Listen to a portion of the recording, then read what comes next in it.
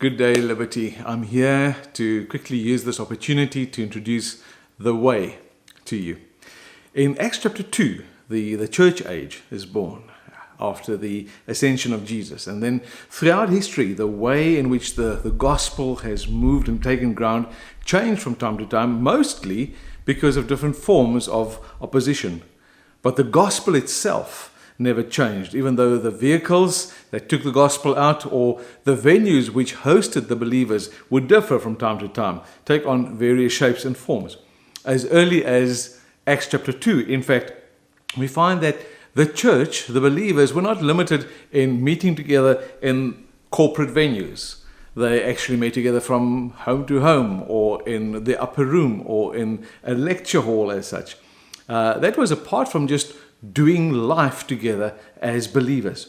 And so, since last year, you will know that we as the church have been under pressure in a sense with the closure of our venues and then opening and reopening and closing and different numbers being allowed to actually meet together. And at the moment, we are limited to 50 people only.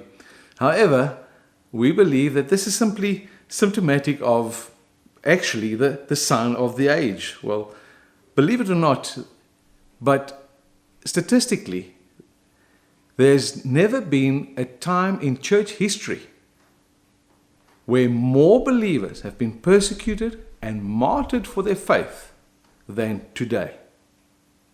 An incredible statistic.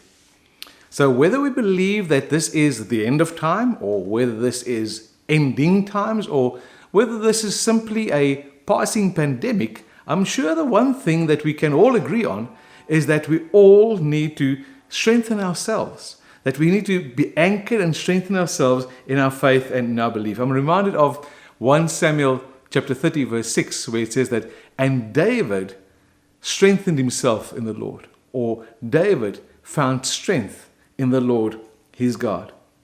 Now, one of the frailties of modern believers and modern day church, which was highlighted by the pandemic, was the fact that many believers has a Sunday morning expression or experience of Christianity. What I mean by this is that church attendance was for many the sum total of their faith.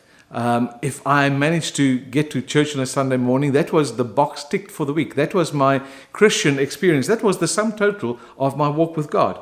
And then suddenly, this had to stop due to the pandemic, churches being closed down, no longer able to meet together. And suddenly, some of these Christians actually found themselves afloat.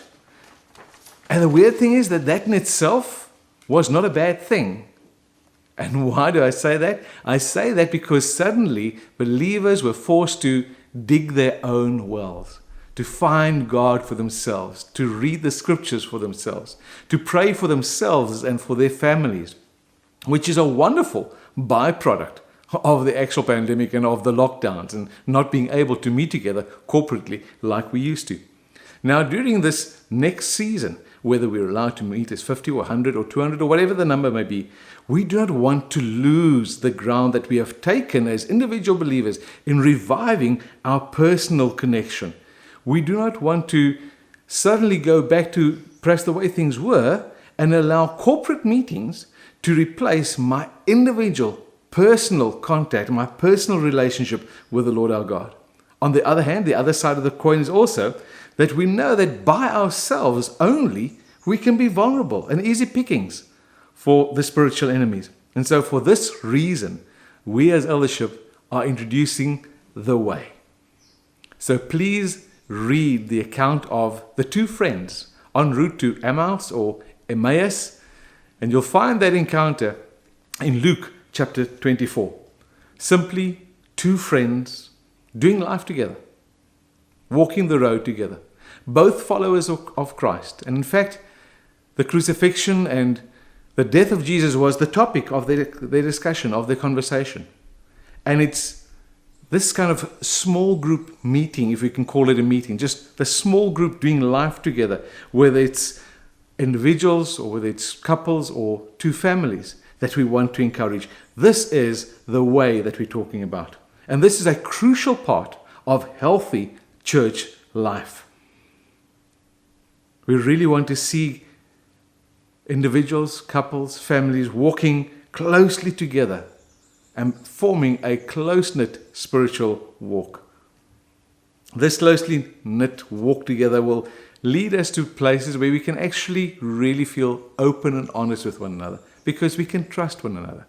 We'll build relationships of love and care for one another, enjoy fellowship together, and so also obviously grow spiritually with Jesus Christ as the center of the conversations and our meeting times together.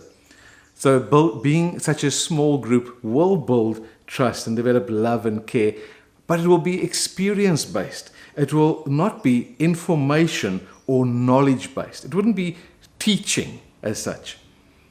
But we can share openly and honestly and be accountable to one another. So how will we do this? How will we be paired up?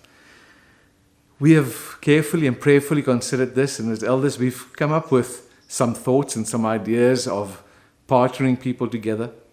Also looking at the buddy system and who were buddied together. Also taking into account things like the different family compositions. And we are open to suggestions as well, obviously. And once again, this will not be for life. If you're paired with someone and it really isn't working, it's not for life. It's only for a season. And then we can adjust it from there. We are going to launch this on the Sunday, the 28th of February. That's in just over 2 weeks' time, with a very exciting launch. Now hang in there for the next video clip where we are going to explain the way in a little bit more detail. See you in a moment.